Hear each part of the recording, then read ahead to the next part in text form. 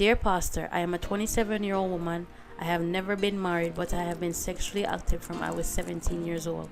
I have tried all different types of guys and I know what I want and what I enjoy doing. And if I need something, I know how to get it. However, I have been having a problem because my last boyfriend left me. I told him a lie and he found out. I didn't admit that it was a lie, but I told more lies to cover it up. He was a very good lover and he also helped me to pay my bills. He was planning to marry me. He found out that I had an affair with my sister's boyfriend. He asked me about it and I denied it.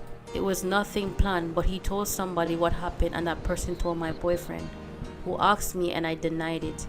He asked me over and over, but I told him anybody who told him that I cheated doesn't like me.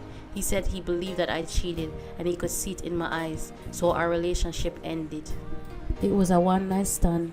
I went to visit my sister. She was not at home. Her boyfriend had just come out of the bathroom. He had on a robe, but he was not properly covered up. And looking at him turned me on. I told him that he was looking good, and one thing led to another, and we had a quickie. I hate myself for what I did. My sister spoke to him and told him that she heard that I had sex with her boyfriend, but she doesn't believe it. But he told her that he believed her boyfriend told her that it was a lie. I have begged my boyfriend to come back to me, but he told me the relationship is over. I want him back, so please tell me, what should I do?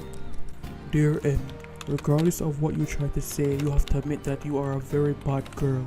And I hope that the man you claim to love so much will never come back to you. You should never be trusted by any man.